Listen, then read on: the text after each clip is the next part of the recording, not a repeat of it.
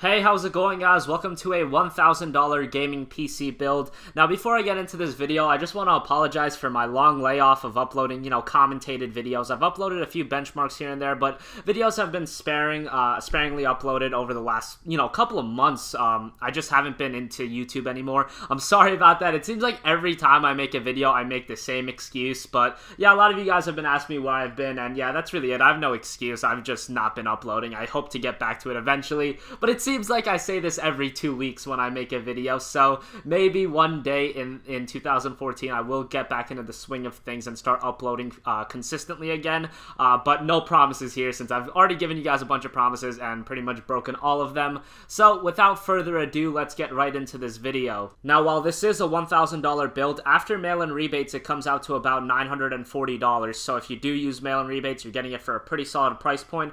Otherwise, the total is going to be $1,008 after shipping and handling. That's current prices on Newegg as of May 14th, so check it out. If you're watching this at a later date, obviously the prices may have changed, so just check up what the prices are and comment down below if it's different prices. I'll give you guys my recommendations if that's the case.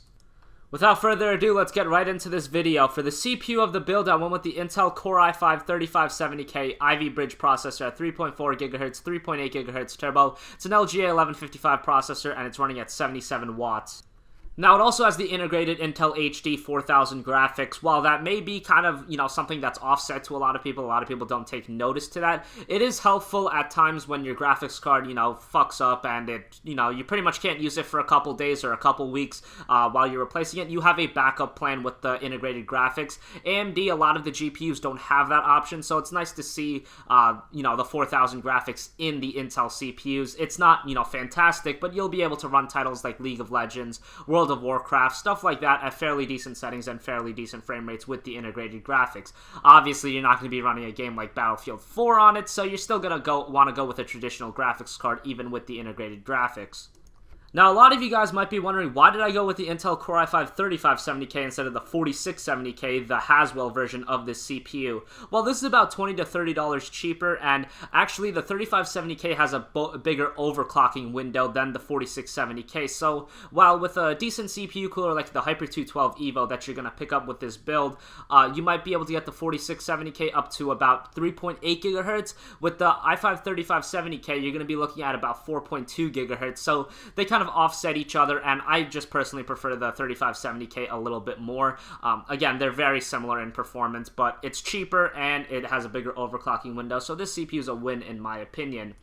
Things like live streaming and video editing are also fairly good on the CPU. Not as good as, say, an FX 8350, but this will outperform the 8-core AMD CPU in terms of gaming. Not so much in things like Vegas and live streaming, but this is a gaming-specific PC, so I opted to go with the 3570K instead of the FX 8350. Solid CPU for about $220. You might be able to find it cheaper on sale, but really good CPU from Intel.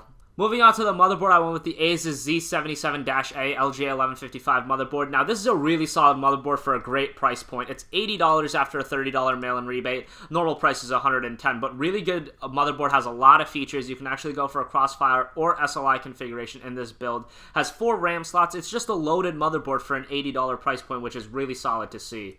Has all the features you want, like SATA 6, UEFI BIOS, stuff like that. It's going to have everything you want on it, and for $80, there was really no other option to go with. Also, the motherboard being $80, that does give us a couple extra bucks to spend on something like the graphics card or other parts of the build. Since typically in a $1,000 build, I got a $130 or $140 motherboard. In this case, I think this $110 motherboard, it's $80 after a mail-in rebate, is very good and will work sufficiently in the build. So moving on to the RAM, G.Skill Ripjaws X Series 8GB, two 4GB sticks running at 1866 memory.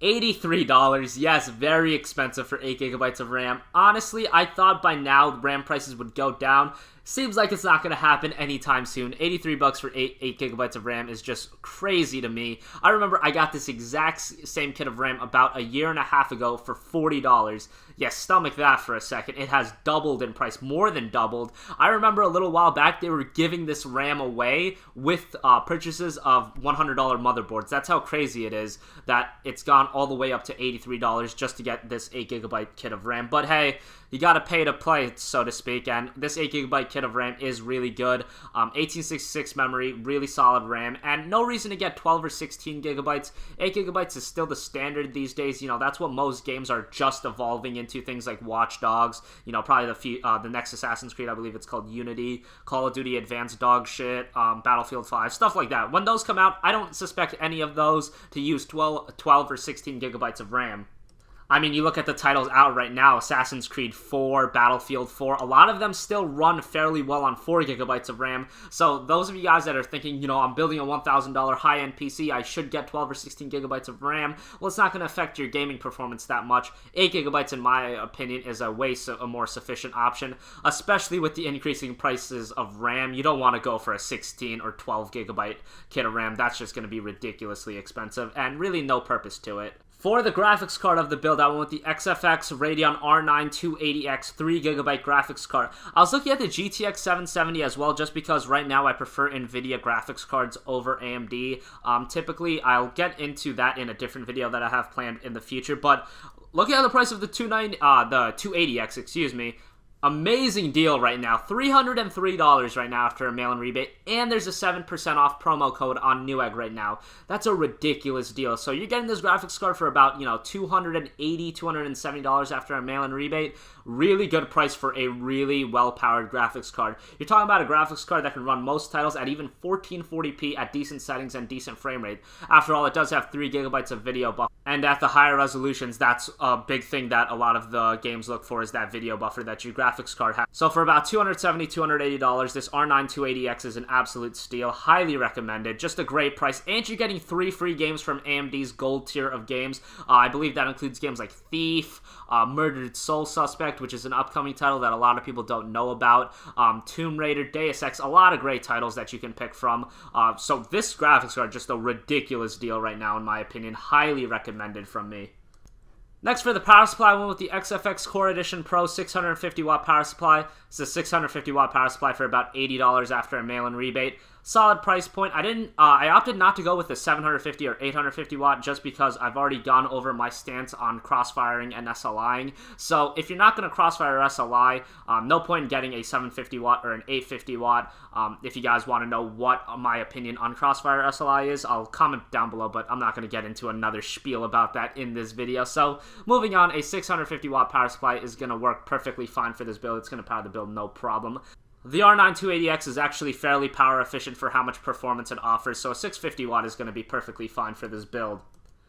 Moving on to the hard drive, I went with the Western Digital WD Blue 1TB. It's a 1TB hard drive. Really solid price point at $60. It's 1TB of space. I really can't say much more about this.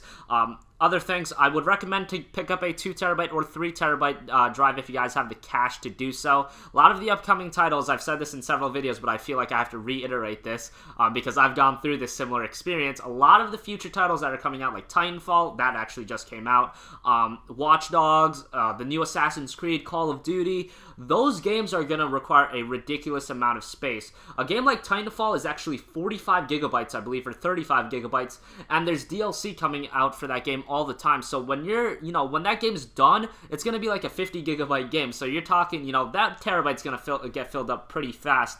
And, picking up a 2TB or 3TB drive isn't a bad idea either. And if you're a person like me that has a lot of TV shows and movies, it's just going to get filled up even faster. You will get by with a 1TB drive. I did for a while. If you're like the kind of guy that is okay with uninstalling, reinstalling games when you're done with them and want to play them again, if you're okay with that, then go ahead, get a 1TB. I myself, I just like to have everything downloaded at a time, so I never have to, re-download stuff, uninstall stuff. It's just more, efficient to me. But a 1TB drive for $60 is still a good deal nonetheless, and I highly recommend it. Finally, for the case, I went with the Cooler Master Half 922. Solid mid-tower case right here. It's kind of the upgraded version of the Half 912, and I like it a lot. A lot of good ventilation, a lot of good storage space to put a lot of hard drives, extra graphics cards, a lot of upgradability options in this case. So thanks for watching this video, guys. Remember to hit that subscribe button, like this video, and as always, if you guys want me to upload any future videos or have any video ideas, leave them in the comments down below. Don't be afraid to message me, things of that nature. I guess follow me on Twitter. I'll make a Twitter right now, and I'll tell you guys to follow it since a lot of you guys have been asking me to make a Twitter, and I actually have, but I forgot the password to it, so Am I stupid? So yeah, I will catch you guys later. Peace.